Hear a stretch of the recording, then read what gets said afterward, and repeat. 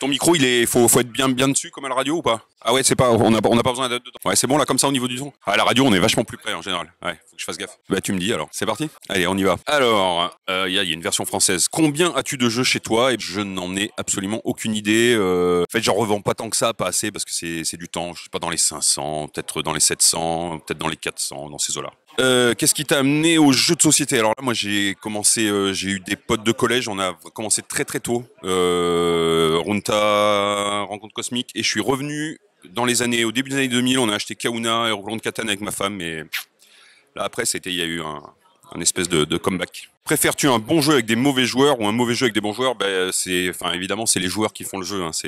Malheureusement, c'est toujours mieux toujours mieux avec des bons joueurs. Es-tu un bon bluffeur? Hein. C'est compliqué. En général, non, je suis plutôt très mauvais, mais si j'arrive à me préparer un peu mentalement, je peux faire des trucs pas trop mal. Le pire jeu auquel tu aies jamais joué, y a-t-il une thématique ou un sujet que tu aimes particulièrement dans les jeux? Alors il y a quelques années, je t'aurais répondu les trains, je faisais vraiment beaucoup de jeux de train. Non, je m'en fous, mais en général, s'il y a un petit thème historique où je peux apprendre 2-3 trucs au passage, sans que ça soit éducatif, bah c'est sympa. Je pense à Newton l'année dernière, typiquement, on a quelques scientifiques, c'est sympa, on parle des scientifiques.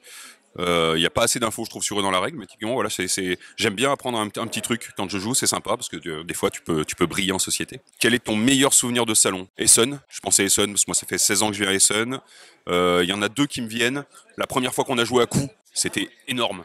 On a joué à coup, on est sorti de la table, on dit waouh, bombe atomique. Ça, c'était vraiment un truc génial parce que c'était la première fois qu'il faisait le salon. Il avait une table, c'était un Anglais, il était au milieu de ce qu'on appelait le hall des fous. Il y avait que des costumes pour du grandeur nature. Et on a un pote qui dit ouais, viens, on essaye ça. On dit bah, jamais on s'assoit là, quoi. On s'assoit, on joue au truc et on dit putain, c'est magique. Et j'en ai un autre plus ancien. Où j'avais joué avec des mecs à l'époque qui chroniquaient dans Board Game News, donc c'était avant que ça soit sur Board Game Geek, avec des Canadiens, des Américains, et on avait joué à Space Dealer, qui est un jeu qui n'existe plus, qui a beaucoup vieilli, avec des sabliers, et je me souviens de cette partie qui était un truc magique, un truc que j'ai vraiment adoré. Ça, c'est des super souvenirs de salon. Garfield ou Schwatil? Clairement Schwatil, mais il faut refaire des gros jeux, monsieur Schwatil. Vous êtes le meilleur pour ça. Il faut vraiment s'y remettre, quoi. Codename, c'est bien, hein, mais on veut aussi plutôt thème ou mécanique. Alors là, moi, je suis un knisiophile. Hein, je viens vraiment de cette école. Quand j'ai commencé début des années 2000, c'était Knizia Leroy. Donc, je suis vraiment mécanique. Parle tout sur le thème. S'il y a les deux, c'est toujours mieux, mais ouais, très mécanique. Quel auteur te fait rêver? C'est compliqué aujourd'hui. Il y a toujours des vagues. J'ai été très Wallaceophile. Il y a eu toute une période là de Age of Timabras, c'était le Wallace tous les ans.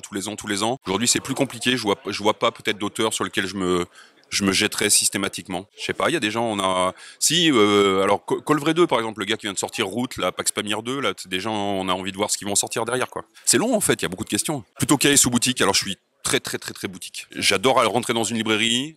J'adorais rentrer dans un disquaire, je dis au passé parce que maintenant il y en a plus. J'adore rentrer dans une boutique de jeux, même si j'achète rien parce que j'aime bien, et je fais très peu de KS au final. Et c'est la dernière. Qu'est-ce qui te plaît le plus dans ton activité? Deux activités principales pour lesquelles peut-être j'ai un peu plus de... Donc radio des jeux, ce qui me plaît, c'est que à chaque fois on va se retrouver un week-end avec Fred, avec Antoine, avec Mathias, et on vient de loin, donc c'est un moment un peu spécial. Et, souvent on a des invités qui sont intéressants, c'est cool, et puis en plus il y a l'avant, l'après, c'est vraiment des chouettes moments où on s'éclate.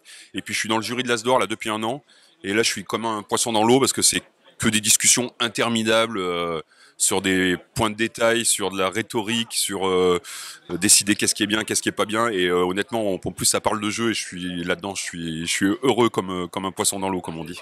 Voilà, merci.